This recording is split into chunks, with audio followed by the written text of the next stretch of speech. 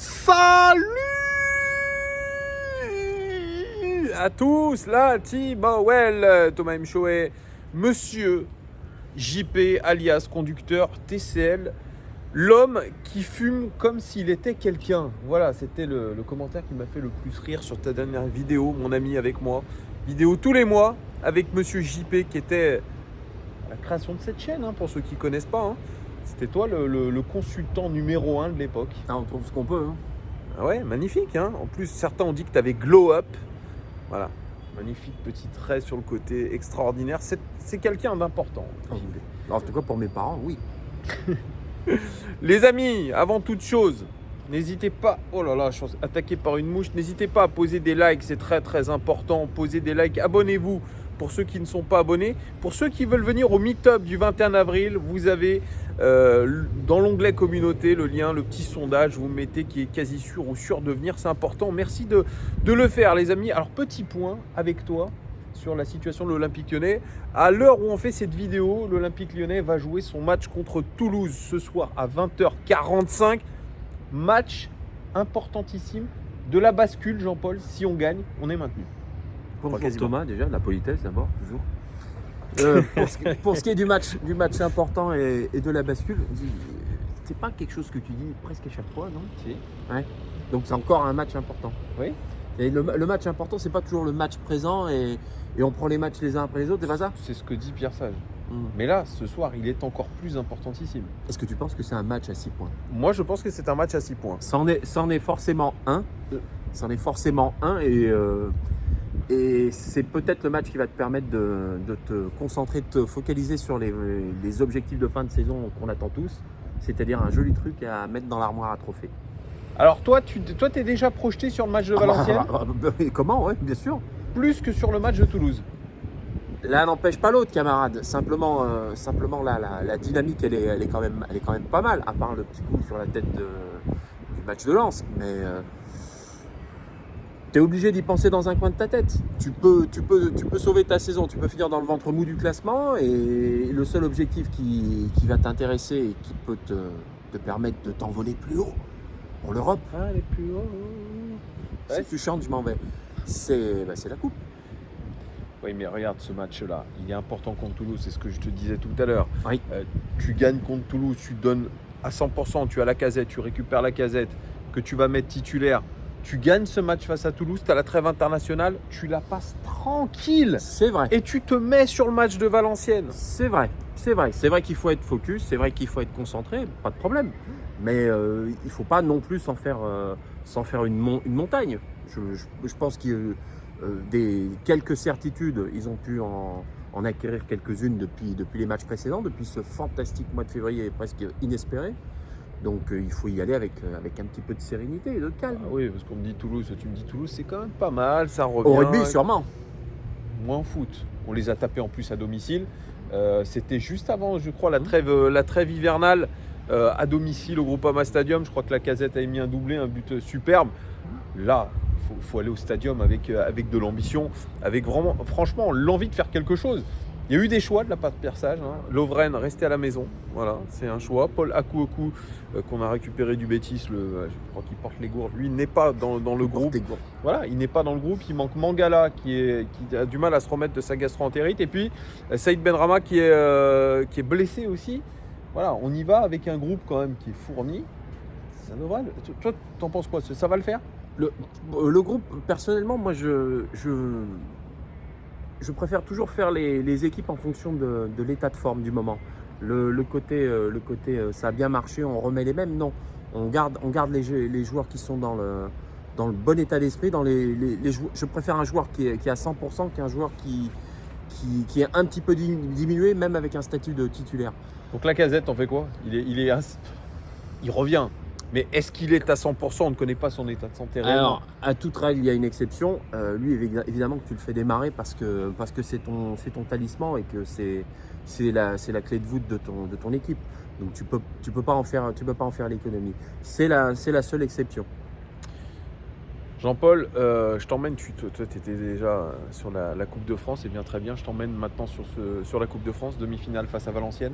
On s'était vu, je crois, avant le match face à Strasbourg, voilà, oui. on était On n'était pas encore qualifié. Demi-finale. Lyon-Valenciennes, PSG qui s'est qualifié face à Nice, qui va affronter Rennes. Probable finale Lyon-Paris. Déjà, comment tu vois ce match face à Valenciennes le 2 avril au Groupama Stadium? Ah mais j'espère et j'envisage pas autre chose que d'y aller tout droit au Stade de France. La finale sera au Stade de France? Oui. Non, à Lille. Parce qu'ils sont en travaux pour, pour les JO. Ah merde. Ça sera à Lille. Bon, Stade Pierre-Mauroy, pourquoi pas? On s'en fout. De toute façon, même si ça avait été à la Duchère, ça aurait été pareil. Exactement. Donc non, je me préoccupe pas de savoir qui t'aura en finale. Je me dis simplement que j'ai une très très très belle opportunité d'aller au bout et de se donner la possibilité de taper qui que ce soit, même le PSG sur un match. Donc faut pas se prendre les pieds dans le tapis sur une demi qui est normalement abordable. Après, est-ce que tu es d'accord avec Pierre Sage qui dit c'est pas un bon tirage Valenciennes? Absolument pas. Il a dit pas un bon tirage, je suis pas d'accord avec vous. Il a dit j'aurais préféré finalement affronter Paris en demi-finale, quitte à aller au Parc des Princes si on passe un exploit. Non. Alors que là, Valenciennes, c'est pas un bon tirage. Absolument pas. Je suis pas du tout de cet avis et je pense que cet avis est juste la traduction d'une com grossière. Mais non, je suis pas d'accord. Ah oui. Non. Oui. C'est un bon tirage. Tu reçois une équipe qui est là, pas par hasard, sûrement, mais je suis désolé. L'état de forme du moment et le fait de recevoir est pour moi un bon tirage. Valenciennes, moi ça me va très bien. Oui, ça me va très bien. Moi aussi. Taper le PSG sur un match, pas de problème. Essayons de ne pas jouer le match trop vite et de trop se projeter, mais non, moi Valenciennes c'est un bon tirage. Oui, c'est un très bon tirage. En plus au Groupama Stadium qui sera plein comme si c'était un match de Ligue des Champions. Si tu n'arrives pas à taper le dernier de Ligue 2 actuel, je pense que tu peux plier bagage et arrêter. On avait déjà l'occasion la saison dernière de gagner cette Coupe de France. Je crois qu'on a eu les dernières saisons souvent l'occasion de la gagner. Ouais. Et on est à chaque fois passé à travers. On a besoin d'un trophée. Et ce trophée, il sera très beau pour la ville, pour les supporters que nous sommes. Pour les supporters, oui. Ah oui. C'est clair. Et il sera super pour l'armoire à trophée, tu l'as dit, mais nous apportera surtout cette place en Coupe d'Europe qui était inespérée en début de saison. Ça, c'est le petit bonus. C'est le petit bonus. Alors, on met la charrue avant les bœufs, effectivement. En ce qui concerne le jeu, mon cher JP, oui. Pierre Sage l'a dit, il y a du mieux dans le jeu. On l'a vu face à Lorient, premier match maîtrisé de la saison. On arrive à avoir quelques principes qui se mettent en place et surtout un collectif. Comment tu juges tout ça? Il était temps. Et il était temps que le jeu se mette en place et que le collectif commence à produire du jeu. Heureusement. Et ça fait combien de temps qu'il est en place notre Ça fait 3 mois. Il a 100 jours, il a fait. Un peu plus de 100 jours. 100 jours, merde. 100 jours, l'état de grâce est fini. Les fameux 100 jours. Parce que lui aussi, il joue un petit peu, Pierre Sage, son avenir à l'OL. Alors, il passe ses concours ses examens pour être coach professionnel. Mais voilà, il n'est pas encore assuré d'être à la tête de l'équipe. Mais dans la position qui est la sienne, des coachs plus expérimentés, plus confirmés, sont assurés de rien du tout. Donc, qui se focalise pour bien finir la saison, être capable de décrocher un titre avec son club de cœur. S'il ne poursuit pas sa carrière à l'OL, il peut tout à fait la poursuivre ailleurs. Et c'est une opportunité en or massif. Faut pas qu'il se trompe d'objectif. Il ne faut pas qu'il se dise c'est l'OL ou rien. Non, absolument pas.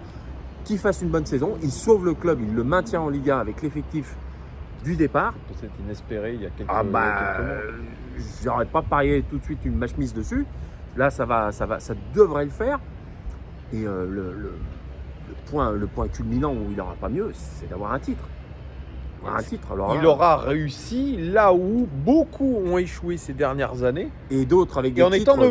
Et en étant novice. On parle de Laurent Blanc, on parle de Peter Bosz, on parle de Rudy Garcia aussi, bien sûr. Qui ont été des entraîneurs quand même avec un peu plus de bagages que lui. Et au final, lui, il a réussi avec son management, je dirais, à impliquer un petit peu tout le monde. Là, je te parlais des choix de laisser Lovren hors groupe, etc. Il arrive à faire jouer la concurrence d'une manière plutôt saine et à engager tout le monde dans son projet. Cherki, on sait qu'il a perdu sa place, non seulement avec l'OL et aussi avec les espoirs. Ça veut tout dire. Ça veut tout dire. Si en club et en sélection, tu commences à régresser, c'est quand même c'est peut-être pas que la faute des autres. Hein. Toi, Cherki, tu avais été très incisif, je dirais, sur lui. C'est pas Lors ça. de la Mais dernière vidéo. c'est toujours pareil. Quand as un gros potentiel, c'est normal que tu génères des grosses attentes. Et quand ces attentes, elles tardent à se confirmer dans l'état d'esprit ou même dans les résultats, malheureusement, foot pro, c'est pas les bisounours. Hein. Donc tu es plutôt d'accord avec les changements, le management de Pierre Sage, tu le trouves plutôt cohérent? Cohérent, ouais, c'est exactement ça. Il est cohérent et je pense qu'il a une vision assez simple et pragmatique. Et pour ce dont avait besoin actuellement l'OL, c'est exactement ça qu'il fallait, c'est tout simplement. Dernière chose, mon cher JP, Matic, il revient de conférence de presse en conférence de presse, c'est le meilleur, c'est celui qui a apporté quelque chose, c'est peut-être celui qui a changé la face de l'Olympique Lyonnais sur ce mercato. Qu'est-ce que tu en penses? Changer, ouais. On n'est pas dans l'intimité du vestiaire, mais alors il paraît que dans le vestiaire il est très direct, il est il se prend pas pour un autre. Ah ouais. Non. Il n'a pas besoin de fumer pour croire que c'est quelqu'un. Exactement. Il paraît qu'il est plutôt à l'aise. C'est ce qu'a dit Pierre Sage hier en conférence de presse. En même temps, vu la bouteille qu'il a, il manquerait plus que ça qu'il soit pas à l'aise. Mais toi, tu le trouves comment, toi, sur ce que tu vois? C'est toujours un peu délicat avec ces joueurs qui viennent, surtout dans la façon dont il est venu. Au niveau de l'état d'esprit, je suis pas fan. Après, bon pourquoi t'es pas fan? La façon dont il est parti avec l'histoire de Rennes, oui. c'est pas une façon très catholique de le faire. Mais bon, après, il voulait venir pour des raisons qui lui appartiennent. Tant mieux, il est là. S'il fait le boulot et qu'il apporte vraiment ce qu'on attend de lui par rapport à son statut, par rapport à son expérience, par rapport à sa grinta, pourquoi pas, hein. Mais perso, je suis pas... C'est vrai, t'es pas hypé, c'est-à-dire non, que... absolument pas. Moi, je trouve qu'il joue sur ses lauriers, c'est-à-dire qu'il n'a pas besoin de trop... Comme à chaque fois à ce genre de joueur. Voilà, toi tu l'as connu un petit peu au Benfica, Ah, oui. Voilà, il a joué au Benfica, il s'est révélé d'ailleurs au Benfica, hein, si je dis bien. Bon, c'est un joueur qui a...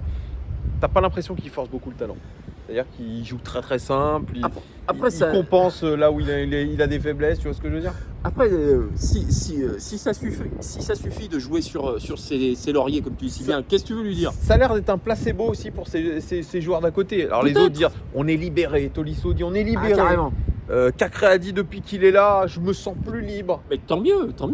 Finalement, c'était peut-être ça qu'il leur fallait. Oui, qu'il fallait un joueur avec ce profil-là à côté de joueurs comme Cacré ou Tolisso, sûrement. Est-ce que ça aurait été la première personne et le premier joueur auquel j'aurais pensé? Faut peut-être pas exagérer. Je pense que c'est une opportunité. 35 ans. Tant mieux. Mais voilà, on en parlait tout à l'heure de Dante, 40 ans. On voit que ces 40 ans, là, commence à peser. Il en a 5 de moins, l'ami Matic. Mais voilà, est-ce qu'il va pouvoir tenir sur la durée? On verra, on n'en est pas là. En tout cas, si déjà il nous apporte des choses positives sur la dernière partie de saison. S'il rend meilleur les joueurs qui jouent à côté de lui, tant mieux. Si on retrouve les joueurs qu'on a connus avant et que c'est plus leur beau-frère ou leur cousin qui joue à leur place, moi ça me va. Hein. Retrouver le Cacré d'un Final 8, moi je suis pas contre. Hein. Ouais, Cacré qui est plutôt régulier depuis le début de la saison, l'un des meilleurs milieux de terrain, je dirais qu'on est. Moi franchement, il me satisfait. Oui. Marque, il fait une passe. Oui. Il a une débauche d'énergie qui est bonne. Donc tu es d'accord avec moi? De manière assez incompréhensible, oui. Oh, c'est fou. Merci beaucoup JP. N'hésitez pas les amis à mettre en commentaire vos avis sur la belle coupe de cheveux de JP déjà. Et surtout sur ce qu'il a dit. Mettez des commentaires les amis. Merci en tout cas d'être présent. Ouais, je sais. Tous les mois. C'est le rendez-vous avec JP. Ça fait toujours plaisir. En plus dans un bel endroit. Ouais. Fumez-tu. Ne l'oubliez pas. Ouais. Regardez, on est derrière. On est dans un bel endroit. Il fait beau. C'est le printemps. Grave. Allez, on vous fait des gros bisous et à très bientôt. Ciao.